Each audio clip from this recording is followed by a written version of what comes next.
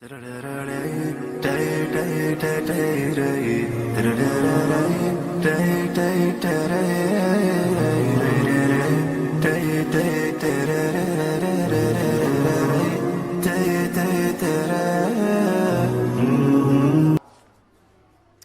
Ustadz, saya mau tanya, dosakah seorang istri rajin sedekah infak tapi suaminya pelit?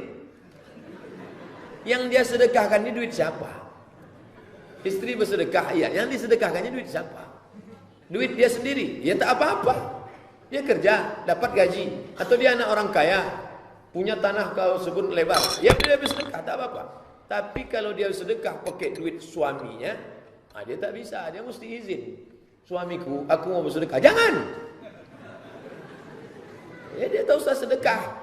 Kalau gitu seumur hidup dia tak bisa bersedekah, Pak Ustaz. Likulli sulama minkum sedekah. Setiap tulang-tulang sendimu ini sedekah. Apa sedekah tulang sendi? Subhanallah, subhanallah, subhanallah. Banyak-banyak itu.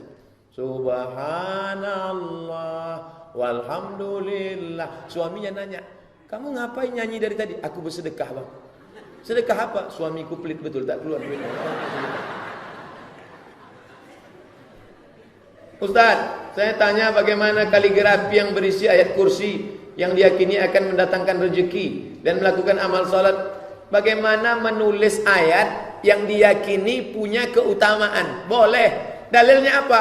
Perlakuan ulama kalangan salaf. Buka buku 37 masalah populer, mengkaji dalam masalah bid'ah. 70 halaman tentang masalah bid'ah. Apa diantaranya? Kalangan salaf menganjurkan menuliskan ayat Quran, dimasukkan ke dalam air atau membacakan ayat, ditiupkan ke air untuk mendatangkan rahmat, mempermudah orang melahirkan, mengusir hantu setan jembalang tanah, suster ngesot, jin genderuwo dan lain sebagainya. Itu menunjukkan ayat-ayat Quran punya keutamaan. Tapi bukan keutamaan itu datang dari ayat itu. Itu hanya asbab saja, tapi yang datang itu adalah dari Allah Subhanahu wa taala. Melakukan amalan salat gaib untuk guru, dianjurkan guru spiritual teman saya. Tak ada amalan solat gaib. Yang ada adalah solat 2 rakaat sebelum berdoa. Dianjurkan solat sunat 2 rakaat sebelum berdoa. Apa itu namanya? Hajat. Kalau ada orang mengatakan tak ada tuh solat hajat, itu solat istikharah. Isinya adalah hajat. Hajatnya mau apa? Hajat supaya anak cepat lahir, anak supaya rajin sekolah, supaya bisa punya anak, supaya bisa menikah, supaya bisa nikah lagi. Mana tahu istrinya meninggal, ibu mau marah aja pula. Untuk apa sholat gaib itu Pak? Tak ada sholat gaib. Dianjurkan berdoa. Sebelum berdoa itu sholat sunat 2 rakaat. Ini saya ceritakan. Nabi bertamu ke rumah orang. Setelah dia bertamu di rumah orang itu, orang itu ngasih dia makan, ngasih dia minum. Selesai dia makan, dia minum, dia pun mau pulang. Sebelum pulang Nabi sholat sunat 2 rakaat. Itu sholat sunat apa namanya itu? Usolli sunatan 2 rakaat, udah dikasih orang makan gulai enak. Nabi mau mendoakan sahibul bait itu, murahkan rezekinya, panjangkan umurnya. Sebelum berdoa kita dianjurkan sholat sunat 2 rakaat. Niatnya apa? Hajat. Hajat yang akan dimohonkan kepada Allah. Jadi bukan sholat gaib namanya. Sholat sunat 2 rakaat sebelum memohon kepada Allah Subhanahu wa ta'ala. Terima kasih Pak Ustaz. Kembali kasih. Bahasa Inggrisnya kan gitu. Thank you, welcome. Barakallah, Allah barik fik wa iyyakum. Kalau ada orang menyebut kita barakallahu fik, jawabannya wa iyyakum. Orang kita ini tak menjawab barakallah.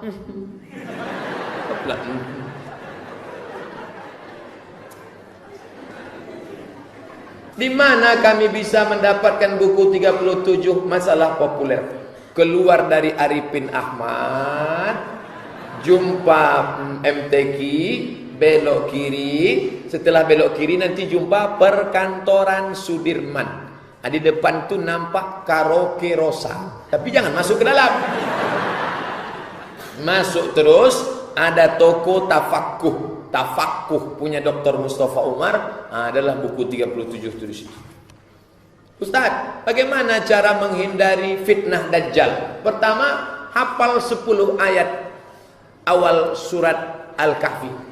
Yang kedua, baca surat Al-Kahfi malam Jumat. Nanti Allah akan berikan penjaga sehingga selamat dari Dajjal. Yang ketiga, sebelum salam baca doa. fil alamina innaka hamidum majid. Cukup. Tapi kalau mau ditambah bagus. Allahumma ighfir li ma qaddamtu wa ma akhartu wa ma asraftu wa ma a'lantu wa ma asraftu wa ma anta a'lamu bihi minni antal muqaddim wa antal muakhir. La ilaha illa anta subhanaka inni kuntu minadh dhalimin.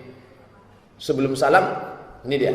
Minta perlindungan pada Allahumma inni a'udzubika min azabi jahannam wa min azabil qabri wa min fitnatil mahya wal mamat wa min syarri fitnatil masihid dajjal. Allahumma inni ala dzikrika wa syukrika wa husni ibadatik. Assalamualaikum warahmatullah. Assalamualaikum warahmatullah. Itu kata Nabi SAW. Ustaz, saya mau bertanya tentang maksud surat ayat Maryam, ayat 10 surat Maryam. Zakaria berkata, berilah aku suatu tanda. Dia berfirman, tanda bagimu ialah kamu tidak bercakap-cakap dengan manusia 3 malam, padahal kamu sehat. Apa maksudnya tidak dapat berbicara? Maksudnya adalah dia bernazar puasa. Lan ukallimal yauma, aku tidak akan berbicara kepada manusia. Padahal dia dalam keadaan diberikan Allah Ta'ala ilham. Kita kalau sholat istikharah, ada satu-satu tanda diberikan ilham ke dalam hati. Tidak wahyu, karena wahyu itu hanya ke dalam pada Nabi. Tapi diberikan Allah kepada kita satu kecondongan hati untuk melakukan sesuatu atau meninggalkan sesuatu. Hati yang bersih, terjalin ilham ke dalamnya, connect dengan Allah Subhanahu wa taala. Maka berat saja dia ingin bicara selama 3 hari lamanya. Salasal layalin sawiyah. Ini tentang masalah tidak berbicara. Saya sudah lama menikah, tapi belum dikaruniai anak. Ketika saya baca arti surat Maryam, apakah itu salah satu cara untuk berdoa? Syariat sebelum Nabi Muhammad sallallahu alaihi wasallam boleh diamalkan kalau disetujui Nabi Muhammad. Nih, puasa Nabi Daud. Puasa Nabi Daud itu syariat untuk Nabi Daud. Berpuasa sehari, makan sehari, puasa sehari, makan sehari. Hanya boleh dilaksanakan karena Nabi setuju.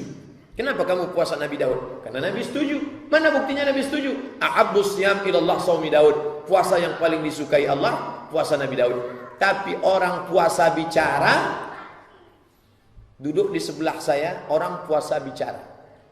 Ketika datang orang ngomong sama dia, diambilnya kertas. Ini tak betul. Karena ini bukan syariat Nabi Muhammad SAW.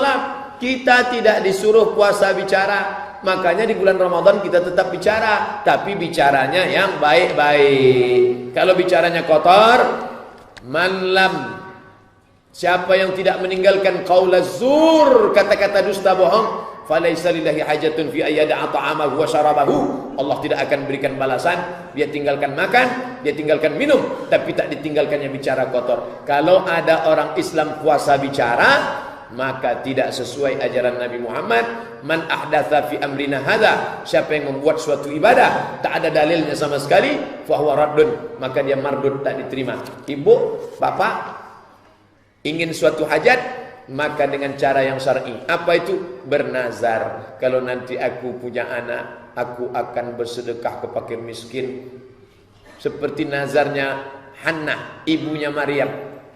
Rabbi inni nazartu laka ma fi batni. Aku bernazar kepada engkau ya Allah, kalau aku punya anak nanti muharrara, aku ingin dia menjadi pelayan Baitul Maqdis. Bernazar boleh. Bahkan dalam kitab-kitab fikih ada namanya babun nuzur wal aiman, bab nazar dan sumpah. Karena kafarat nazar sama dengan kafarat sumpah. Saya ingin bertanya di luar tema kajian. Bagaimana saya mengenali orang akan menjadi pendamping hidup saya? Hanya bertemu beberapa kali dan saya tak mengenal siapa teman dekatnya. Saya ingin pernikahan yang barokah tanpa didahului oleh aktivitas pacaran. Nabi Musa dengan anak Syuaib ketemunya cuman dari sumur ke rumah. Kira-kira dari sumur ke rumah berapa jauh tuh? Kata anak Syuaib, inna khaira man ista'jartal qawiyul amin. Hai ayah, kalau engkau mau mencari pekerja untuk pengembala kambing, carilah orangnya kuat dan amanah. Kata Syuaib, mana orangnya? Inilah orangnya Musa. Kok tahu kamu dia kuat? Tadi ya, waktu kami ngantri mau ngambil air di sumur, didorongnya batu. Padahal batu itu sudah didorong 30 orang tak bisa, tapi dia bisa. Dari mana kamu tahu dia amanah? Tadi waktu kami jalan dari sumur mau ke rumah, kami di depan, dia di belakang. Tiba-tiba angin bertiup kencang. Nampak lekuk tubuh kami, dia suruh kami ke belakang, dia yang ke depan. Dia amanah, tak mau menengok tubuh kami. Begitu orang zaman dulu, bertiup angin baru nampak tubuhnya. Sekarang tak bertiup pun nampak. Jadi tak perlu kenalan lama-lama. Pacaran itu bohong. 2 tahun pacaran, tipu saja semua. Bohong, bohong, bohong, bohong. Sikit aja terpeleset. Kenapa Adinda? Begitu dah punya anak, mana mata kau tu? Saya ingin bertanya bagaimana menghadapi mertua yang tidak peduli dengan anak dan menantunya. Mertua saya hanya peduli dengan dirinya saja. Dan terkadang tidak adil dengan anaknya, suami saya, dan adik-adiknya. Mohon Pak Ustaz, tengok dulu umurnya. Kalau umurnya 60 ke bawah, dia masih bisa diajar. Tapi kalau 70, 80, tunggu-tunggu aja lah. Orang tua itu macam Quran buruk, dibaca tak terbaca, dibuang berdosa. Mau dibaca tak terbaca lagi, lobang-lobang sudah banyak dimakan rayap. Mau dibuang berdosa, jadi gimana? Tunggu aja, lama-lama hilang sendiri. Penganut Syiah, bagaimana cara kita mengenali dia itu penganut Syiah, sedangkan mereka sedang bertaqiyah? Lama-lama ketahuan. Nanti dia sikit-sikit ikut 2, 3, 4 kali mencaci maki Abu Bakar dan Umar. Dia tengok jamaah ini sudah mulai kuat, dia mulai, Abu Bakar itu sebenarnya merampas kekuasaan Ali. Ini udah Syiah nih.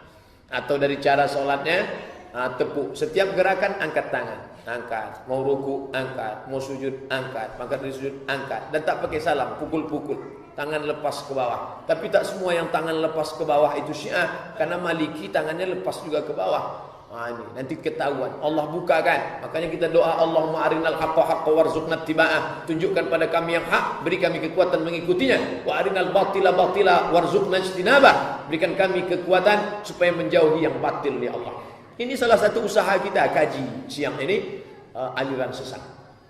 Selanjutnya di luar tema, Ustaz, bagaimana saya mengenal calon suami sedangkan saya dan dia tidak memiliki perantara yang bisa menjadi mediator saling mengenal. Saya juga tak ingin terjebak dalam pacaran. Banyak anak-anak perempuan sekarang tak mau pacaran. Masya Allah. Mudah-mudahan kalian bertemu dengan laki-laki yang juga tak mau pacaran. Kalaupun punya, dia sudah tobat nasuha. Yang pertama, kita mesti meyakini bahwa hidup ini ada yang mengatur. Nih, apa kata Soekarno? Aku tak pernah mencarimu, kau pun tak pernah mencari aku. Tuhan mempertemukan kita. So sweet. Jadi banyak orang sekarang merasa dia mengatur hidup dia. Dia lupa ada Al-Mudabbir. Salah satu Asmaul Husna Al-Mudabbir. Dia yang maha mengatur. Maka kita mesti minta kepada dia yang maha mengatur. Berapa banyak pertemuan yang di skenario tak berhasil bertemu. Tapi berapa banyak. Ibu dulu ketemu dengan bapak ni gimana ceritanya? Tak sengaja Pak Ustaz. Aku pun tak mau ketemu dia.